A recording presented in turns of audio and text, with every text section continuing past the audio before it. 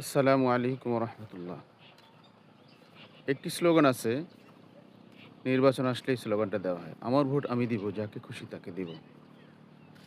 স্লোগানটা পরিবর্তন করে এইভাবে বলতে হবে, আমার ভোট আমি দিব, সৎ ও যোগ্য ব্যক্তি দেখে দেব।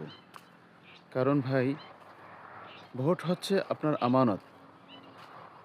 দুনিয়াবি অন্যান্য কোনো আমানত যেমন আপনি অসৎ লোকের হাতে রাখেন না, ঠিক তেমনিভাবে এটা হচ্ছে আপনার ইমানি আমানত। এটাও যার তার কাছে রাখা যায় না। কারণ আপনার এই আমানত যাকে দেবেন, এই আমানতে সে যদি জয়ী হয়, জয়ী হয়ে সে যদি চুরি করে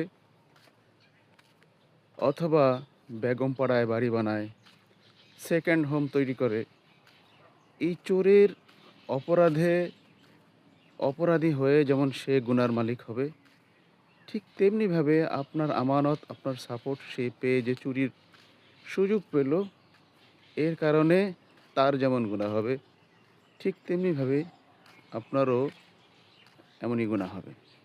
এজন্য খুব সাবধান, সতর্কতা অবলম্বন করে আপনার আমার আমানত তার পক্ষে দিব। এটা যেন না হয় যে এই আমানত আপনি যার তার কাছে রেখে জাহান্নামের ভাগী হয়ে গেলেন। এজন্য জাহান্নাম থেকে বাঁচার জন্য কমপক্ষে একজন সৎ ও যোগ্য ব্যক্তি থেকে আপনার আমার আমানত রাখবো ইনশাআল্লাহ।